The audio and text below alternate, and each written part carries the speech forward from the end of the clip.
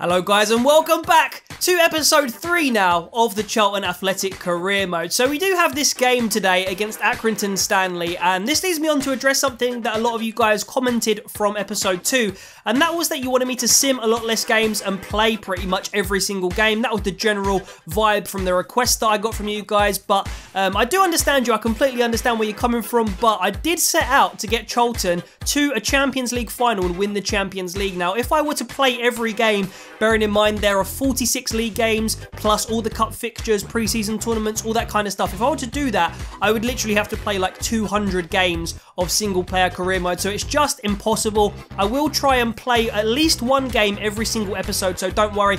There won't be many episodes, if any, where I don't play any games whatsoever. But with that being said, we are going to get straight in to sim this match against Accrington Stanley. But first, I just want to see if everybody is up and raring to go for this game. I don't think there are any rotations that we really need to make here, so let's get straight into this one against Accrington Stanley and see how we do. We'll see which one we want to play this game, or this episode, sorry. And Accrington, I think, are a team that we can beat despite the fact that we are drawn away. So let's go into this game now. 20 minutes gone, no goals, no bookings, no injuries, absolutely no action yet so far at all. Still the same. There is the first yellow card in the 38th minute for Johnson, and no action, no goals still. Hall comes on for Mangan for Accrington. Looks like this may fizzle out into a 0-0 draw here.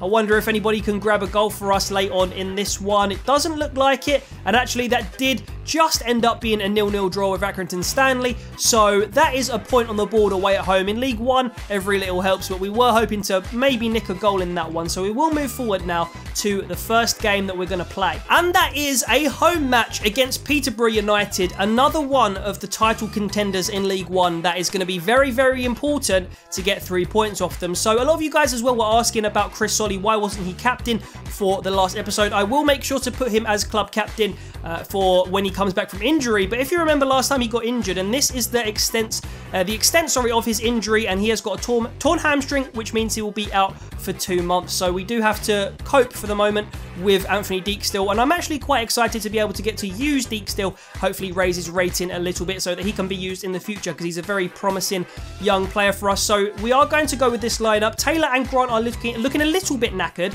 but they're getting by enough so that we can definitely use them for this game. Tariq Fosu and Lanez on the wings also suffering a little bit from fatigue, but we have some bodies on the bench that can come on if it gets too severe in this game. But Peterborough are going to be a really difficult opponent, so let's get into this game. And so here we go under the lights into this League 1 fixture. Let's check the Peterborough lineup and confirm the Charlton lineup for you as well. So Peterborough actually haven't had a dissimilar start to the season to Charlton, really. We've both got 4 points. They are slightly worse off on goal difference, and they are 14th while we are 12th, bang in the middle of the table. So the Charlton Athletic lineup, as you did see a little while ago, Dylan Phillips in goal. Deek still does take the place of Chris Solly at right back. Pearson Bielik in the middle, Bielik making his debut, and Jamie Mascot actually getting a first start for the Addicts at left back this season. Cullen does partner for Stokowski in central midfield. Lanez and Fosu are wingers with Carl and Grant and Lyle Taylor up front. Peterborough have O'Malley in goal, Naismith, Tafazoli, I can't say his name, I think I may have just pronounced it correctly, but who knows.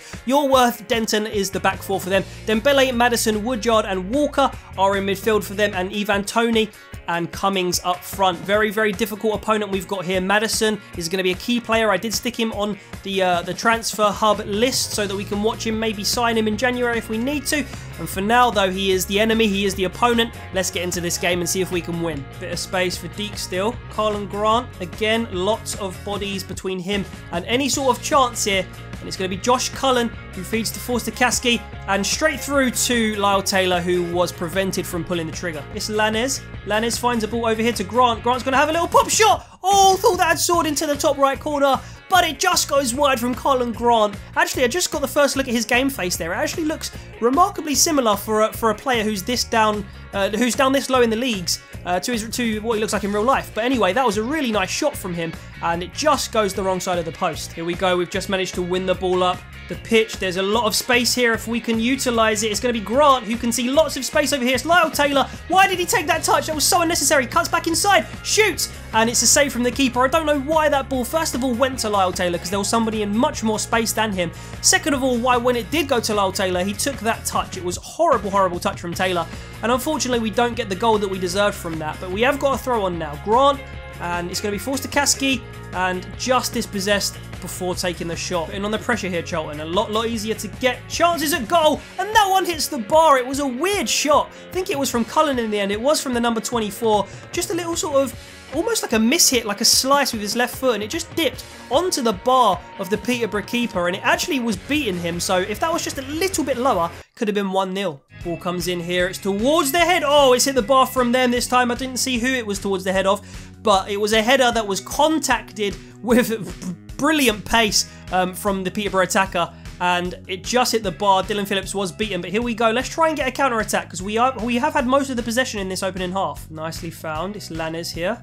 Lanes is going to take a touch inside. Finds Lyle Taylor. Over here to Fosu. Fosu with the 1-2. Get this in the back of the net. What is that? Go on, Taylor. Oh, it's gone in. The goalkeeper's absolutely fumbled that one, and it is 1-0 to Charlton. 37 minutes played, and Lyle Taylor made the most of an absolute error by Tariq Fosu there, and he does manage to get it past the keeper somehow. Let's replay this, and it was Tariq Fosu, absolute miss-hit, and then in from the right foot. Really powerful drive there by Lyle Taylor, and I suppose if you're going to give yourself any chance in that kind of position, that kind of situation, you are going to have to smash it at goal.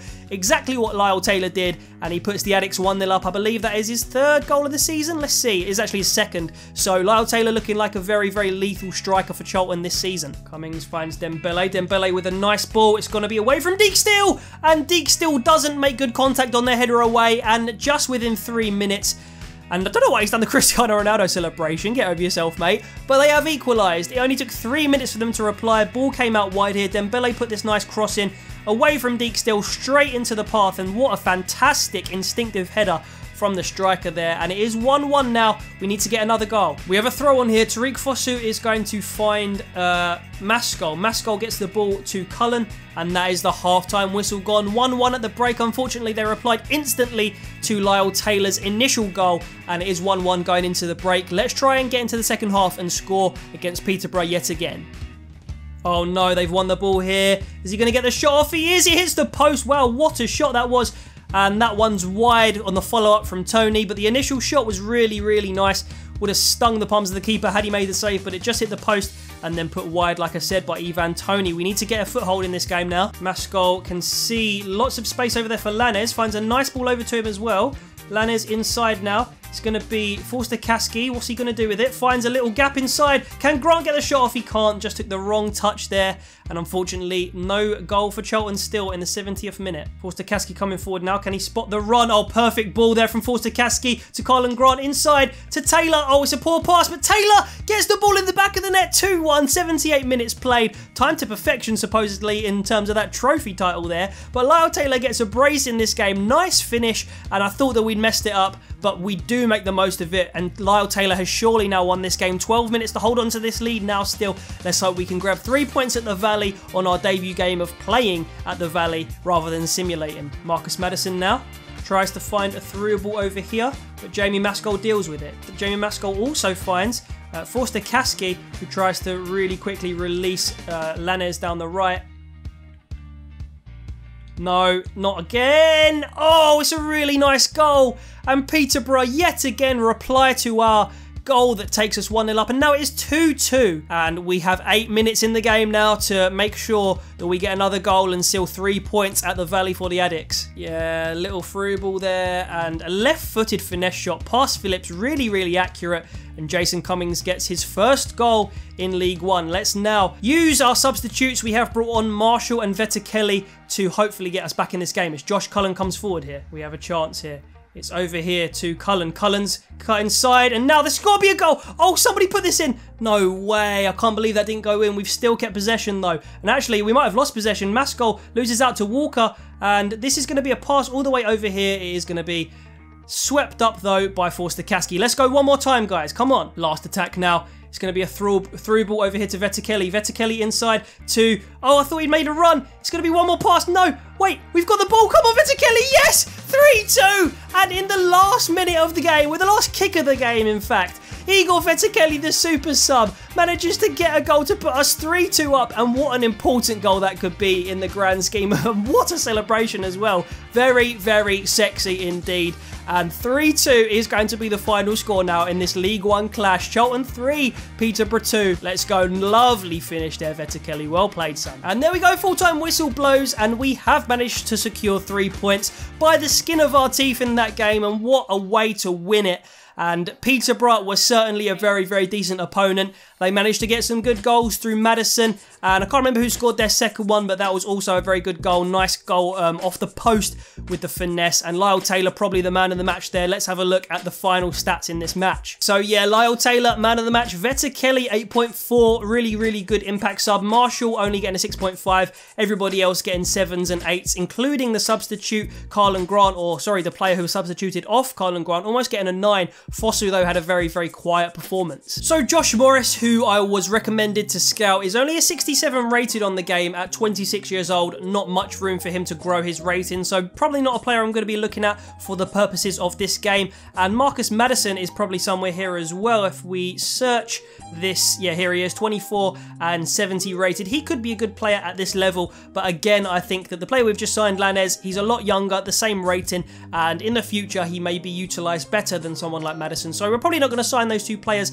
and yet again, Hackett Fairchild, so prolific with these loan moves being rejected. I don't think we're going to be able to get rid of him on loan this summer. So next up, a home fixture against Fleetwood Town. I believe in real life this one ended 0-0, and hopefully we can improve on that. We have rewarded Vetokele, the number 14, with a starting place based on how he won the game for us against Peterborough last time out.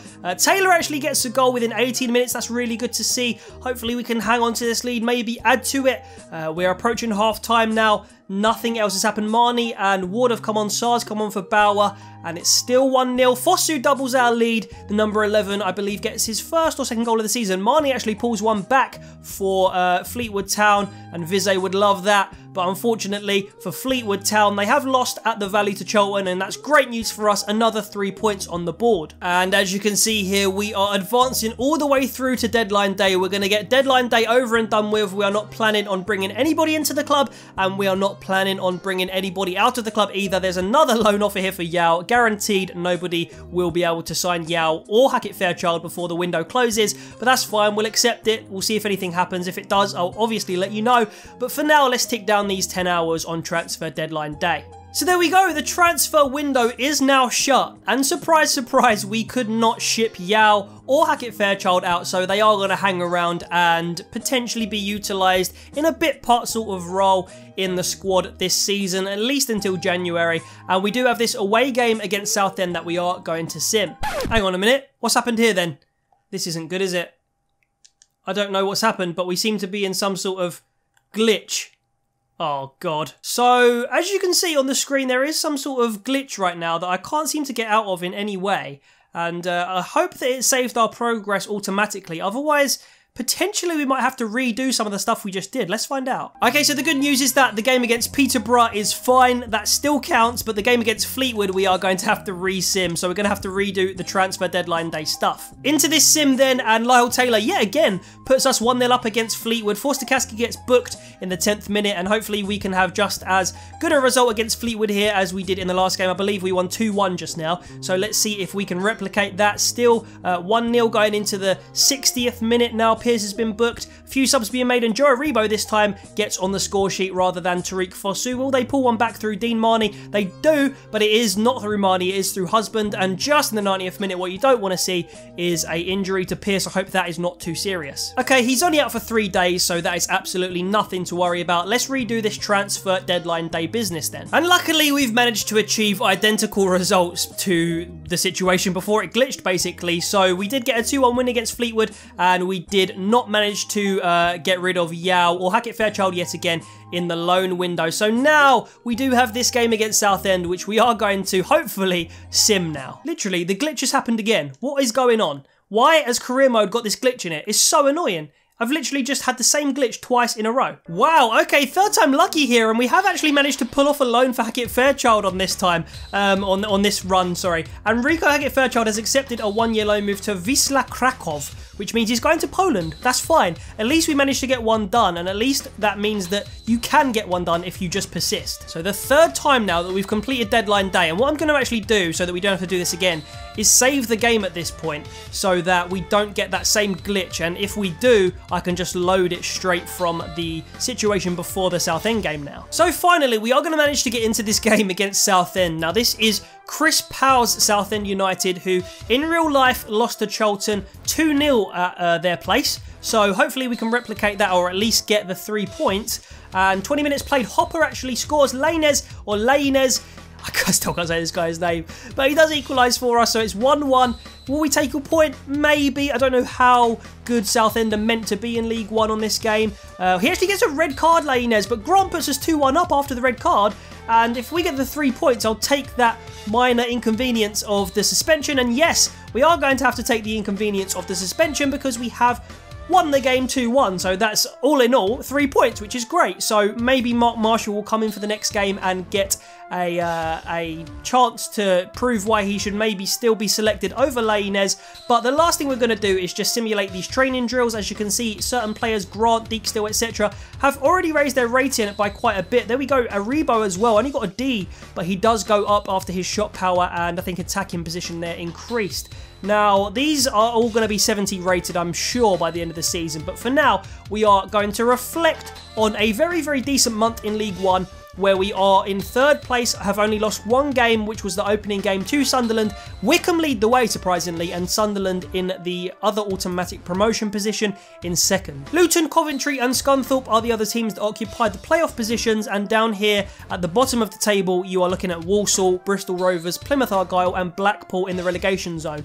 So, the goal of the month. Now, this was an idea that was given to me last episode in the comments, or sorry, in episode 1 in the comments, and I think it's got to be that Vetokele goal, hasn't it, that won us those 3 points against Peterborough. So that gets my August vote for goal of the month. Player of the month for me has to be Lyle Taylor. As you can see here, 7 goals and 3 assists in 9 games. On fire, this man. Carlton Grant not so far off either, just not as prolific as Taylor so far. Fosu and Lainez also doing quite well.